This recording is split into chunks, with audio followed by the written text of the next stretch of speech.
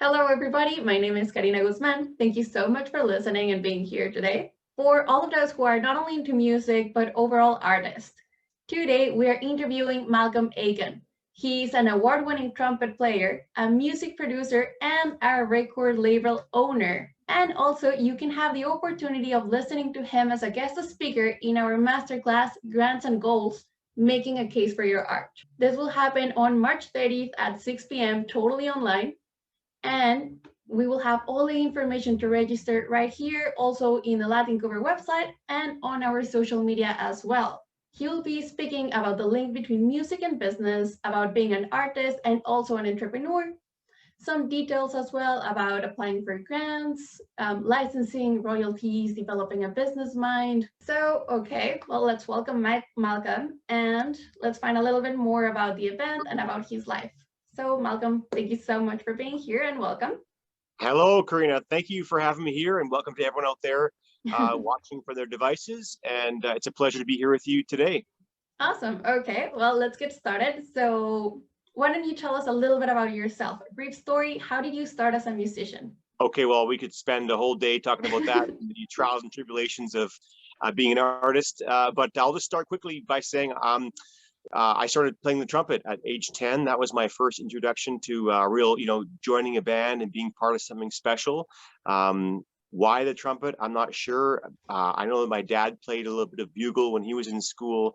I also know that I love the trumpet because it was very loud and very in your face. And as a shy young blonde boy in Vancouver, it was something that I could use to express myself. And it was something that I really enjoyed doing. So skipping ahead a few decades, that was my beginning. And now I'm here. I play music, I produce music, I'm involved in all things music. I run a record label, have a studio, I'm fully immersed. So I'm hoping to share some of my experiences in those different roles with those who are coming to join us, part of the masterclass, and hopefully they can take away with them some skills, some strategies, and some tools that are going to help them build their art and build their careers to the highest reaches they can. Well, speaking about your career, I read about you. I'm amazed. And now because of what you tell me even more. But for example, I read you even played in the Winter Olympics for thousands of people. You also performed for the Dalai Lama. That's impressive. So tell me a little bit more about what are you on right now? How far do you think you've gotten in your career? What are you working on at the moment? Well, that's a beautiful thing about music and the career in the arts is that you get a chance to really find yourself in incredible situations like that. Music is really something that bridges all cultures and societies. And as musicians, we get a chance to share with each other different ideas and experiences. And that's something I'm very, very grateful for music, for allowing me to be expressing myself as an artist in very many different areas. Right now, obviously, we're in the middle of the end of this hopeful COVID time, the end of the pandemic, as my internal optimist says. I have a lot of things been going on the past year. Obviously, live performance, which is something that I was really heavily involved with before COVID. That's obviously taking a little bit of a breath, a little breather, which has been kind of nice. I've been focusing a lot on other projects. One of them right now is a new album of my own music. So I've been rehearsing and recording with some different artists that I work with and love to write with, and working on a new album of my own music, as well as producing a lot of music videos for my band, Mazacote. We just got awarded a nomination for Juno Awards for the Best Album of World Music of the Year. So we're very proud of that. So working on a bunch of content for that group to deliver over the next few months. I'm also writing a chapter in a book. I was approached by some authors from Seattle who are putting together a compilation of music and text exploring salsa music in the Pacific Northwest. So one of the first things I did when I started becoming a professional musician, which was around 2010, I started playing in a lot of salsa bands in Vancouver. There's a lot of Latin music and salsa music here. And that was some of my earliest experiences in the music industry, was playing in big bands and orchestras and playing all the beautiful music and rhythms that we find from all over Latin America and in the Caribbean. So part of this book is a bit of a history of salsa music in Vancouver and talking about some of the most important bands and artists and venues over the past 30, 40 years of this music being available and accessible in our beautiful city here in Vancouver. So a few things there I've been working on, of course, also with Carnaval del Sol, the festival in Latincouver, a great organization.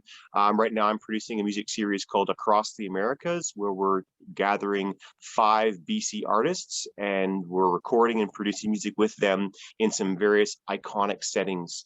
And that's a project that I'm really looking forward to being involved with in the next few months. So lots on the go, for sure. I can't believe you have time to do all of that. That is just impressive. How do you make it happen? Forgot. Lots of coffee, a lot of great people. I think that, you know, one of the things that I really talk about in my masterclass is the building of your team. You know, building a good group of people around you of like-minded individuals who share common goals and want to bring great quality to whatever they're doing. So I feel very grateful to work with a great team at the festival and Latincouver and my own business, Treble 5, and also, of course, the many musicians that I'm involved with and many artists who I surround myself with, who are very inspiring and hardworking, and they kind of motivate me to work really hard myself and throw myself 150% behind all the projects we're involved with. So definitely a team effort. And actually, I want to ask you about that. You know, a lot of musicians or artists focus only on that part, the art itself. However, I want to ask you, why do you think it is so important for artists to also develop a business mind and to acquire skills regarding entrepreneurships and whatnot? Yeah, I think it's really important, especially in 2021, that artists, make themselves aware of the level of entrepreneurship that's required to maintain and sustain a career over a long period of time in the arts and culture sectors. I think it's really important that artists empower themselves with the skills and tools that are out there to build themselves a career that's going to be able to withstand all the trials and tribulations, the ups and downs that we go through as artists. And COVID is an example of that. I do see in my cohort and my colleagues a definite difference between those who have approached music and being aware of taking their career into their own hands versus others who are a bit more passive. So I'm always one to encourage, empowerment and learning and knowledge, especially now with so many resources available to us through the internet, through online education platforms. We're really at an amazing time as artists in this time of our lives and this time of the world, that we can access all those tools that are there that really are going to give us the leg up against our peers and also others who maybe are not so aware. So I really think it's a great time to be an artist right now. It's a great time to be a performer because we are able to access so much information and apply ourselves in so many different ways. And going back to the business mind, I think our artists have always been a bit mercenary, have always been a bit have to be entrepreneurial to get their music or their art or their photography or their whatever the craft they're involved with to the forefront. We're dealing with a situation now. There's a lot of music out there, for example. But how do you get your music to be heard and to rise above the noise that's out there with so much availability of access? So these are some things that I talk about in my class, and really trying to develop your own artistic direction and career, and to be really honest with yourself is what you hope to achieve as an artist in this 2021 time period we find ourselves into. No, of course. I would say 2021 is like we've become even more demanding with artists. And at the same time, there are more tools available that people don't know how to use or they are not aware of them. So actually, therefore, what are some topics you will be talking about during your class? Because I do think there's so much that could help many artists be successful that they don't know about. So what are some of these things that you'll be mentioning? Definitely. We will discuss a lot of different topics that are hopefully going to empower the participants as they go forth with their musical journey in their lives. Obviously, we're dealing with different people from different age groups and different backgrounds, but hopefully that some of these topics will be general enough that everyone will be able to engage with them. Obviously, one of the big topics we talk about is grant writing, and from that we talk about how do you develop your artistic statement. What are some kind of ideas and what are some kind of leads we can do to develop a really powerful statement of who we are as artists or what we hope to achieve in the arts. And these are things that are going to help us when we go and pitch ourselves and pitch our projects, pitch our bands, pitch our exhibits to those who are not so invested in us. We're trying to develop a way that we're going to be able to present our craft to the audience and really have them buy into our story. So grant writing, ideas pitching, that kind of concept, developing our elevator speech, our one-liner. If someone asks, okay, what do you do? And you have one line, or what are you into? You have one line to respond. How are we going to develop that the most powerful way we can? We're also going to talk about different types of revenue streams. Obviously, we're in a time where there's various ways that artists can monetize and profit off their creative craft. So we'll look at different licensing options for virtual performances, hybrid events. We'll talk about different ways about streaming and selling different merchandise associated with your art. And also the idea of producing the right content. What is the right content? Well, what is the most impactful and effective ways for you to spend your time on things like social media or developing your press kit, things like that. Finding your voice and finding the right branding of that voice. How are you going to use graphics and audio and visuals to help support your artistic statement? Finally, one of the big things I'd like to talk about at the end is looking ahead at a post-pandemic future. What does the arts look like in a year's time, or post COVID pandemic, and exploring some of the opportunities that we see will present themselves as we move forward in this timeline. No, of course, it's also about selling the work, just as you said, not just about doing it. There's so much into it. Okay, yeah, now I'm excited.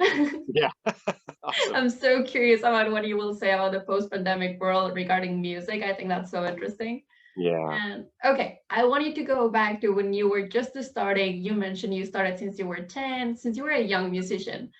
Tell me 3 things you would advise yourself when you were a young, starting as a musician. 3 things that you would have advised yourself, you would have liked to hear. I think the number one thing that I would tell a young artist, such as myself coming up, is patience. Things take time. Things take time to percolate, to cultivate, to manifest. And as young artists, I think we're very keen, we're very hungry. We want to see that success right away. We live in a very immediate society right now as well. We want to get that 1,000 streams. We want to get that viral video. We want to get that spike in viewers. But I think what history has taught us is that, the sustainability takes a long time to cultivate, and certain practices we can start with and a day-to-day, and certain habits we can form early on will really help us get through the long journey that is this kind of career. So patience is number one. Be willing to just have a breath and know that your time will come, and that long-term focus is always really important for us. I think another thing that would be important for a young artist to hear is how important it is to invest in yourself, and that means investing in your education, investing in new skills and new types of approaching things. One of the things that COVID has taught me is the importance of music and technology, and how much we're moving into a high-tech world in the creative arts, and how important it is for myself as an artist to be aware of the digital platforms and technologies that are out there, and to invest time in myself to learn those platforms and to learn that knowledge, and to, again, have patience going through that, because learning, as we know, can take some time to really kind of digest the information. I think another couple of things would be helpful would be to always be curious. Whether you're starting out in the arts, or you got the trumpet in your hand at 10 years old, you just start, or you're picking up a guitar after your whole life and you've always wanted to play guitar.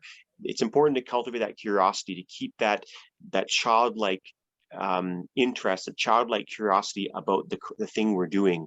So, we can get so caught up in revenue streams, entrepreneurship and tech and all things, but fundamentally we want to maintain that real beautiful childlike innocence to the craft we're doing and to keep it fun every day. So we keep coming back to it. We never want to have these things become chores or become burden, because if they to lose the become that, passion. then we don't want to do them, and then we want to do something else. So I feel very fortunate every day. I feel fortunate that I feel like I look at my trumpet in my office and say, I got to practice this thing. There's new things to discover. Let's see how things are going to look today. So every day it's something brand new, and approaching it with a fresh slate. So I think that would be the main three things. And something that always my father always mentioned to me, which I think is always a good thing to end on, is sometimes half of life is just showing up. So just showing up. Sometimes you got to just pick yourself out of your bed or pick yourself up out of your chair and just do things. There's some amazing, for instance, this year with a lot of the online conferences and Zoom sessions that we find ourselves inundated with, sometimes just attending some kind of random conference could lead to amazing things. And I've had this experience multiple times over the past 12 months, not thinking that I would be interested in certain things or certain speakers, and then of course you leave these things with an incredible insight that you never would have thought. So just showing up sometimes is the most important way to get ahead, just being there. And oftentimes I get asked by a younger artist, okay, well, how do I get my band built, or how do I get a show, how do I get an exhibit? And I think a little seed of advice that I heard recently from one of these random sessions that I got myself involved with was from a great record label owner and musician in Vancouver called Corey Weeds. He runs the Jazz Cellar label. And he always says to our young artists who are looking for a gig, you got to be seen in the scene you want to be seen in. So part of that meaning that you got to be involved in the community that you want to be involved with. So showing up to events, showing up online, showing up to things, volunteering, just being involved, really important that you really open yourself up to opportunities and experiences that you might not always feel comfortable being there in the first place, but there's some beautiful things that happen when you put yourself out there. So that's 3 or 4 or 5 different things that I would suggest, these young musicians be aware of as we go through our journeys together in this wild time. No, the more the better. And I absolutely loved the last advice. Totally unexpected, but I loved it. And finally, I want to ask you, why should artists attend this class? What will they be missing out if they don't attend? Well, you're not going to be able to chat with me online, and then there's Zoom meeting. Why would you want to miss that? No, in all seriousness, I think this is a very powerful and very important class that artists of all stripes come and attend, because things change so quick in the industry. Things are changing so fast through COVID and post-COVID that the more we can engage in the community that's around us and people who are out there at the forefront of these shifts, the more we're going to have the power ourselves as creators and our artists to be that change and be that voice that we really need in these times and moving forward. Obviously, there's nuts and bolts. There's basic things that I think all artists should be aware of. We talk about royalties. We talk about licensing. We talk about merchandising, monetization. So we're talking about real nuts and bolts kind of thing here with finances. We're talking about how to really craft a really strong and powerful and effective presentation of your art. It's very important. We talk about grants, how to craft a powerful and effective grant that's going to get you support for your project. So really strong practical tools and advice here that we're going to be talking about. So I definitely think that everyone who's watching this should attend, and I know that you're going to leave the class with at least something that you're going to be working on, and some kind of hopeful light thing that goes above your head there when we go through the different projects and different processes as approaching the industry we have in front of us. And I don't think this is just for musicians because of what you're saying. I think this is just for every single artist that wants to sell their work. So, well, Malcom, those are all the questions from me. I don't know if there's anything else you would like to add, anything you would like to mention. I'd just like to invite everyone who's watching this to come and join us. We're definitely a interactive Q&A chat room kind of class we're going to be putting on, and we invite you all to engage with us in our community, and hopefully we can build this relationship together, and we can all leave these sessions with some more empowerment and more excitement and more energy and more innovation moving forward to the spring and summer and the sunny skies ahead. Well, Malcolm, I loved having this chat with you. It was amazing. I am super excited now. I had such a good time. So thank you so much for your time, for being here, for giving us an idea about the event and about your life as well. So yes, this is an open invitation. You cannot miss it. It's his event on March 30th at 6 p.m. Grants and goals, making a case for your art. Totally online, totally free. You can find the information for registering right here on the Latincouver website and social media again. So thank you very much for listening. Thank you so much, Malcolm, for your time, and we'll see you soon. We'll see you there. Ciao. Ciao.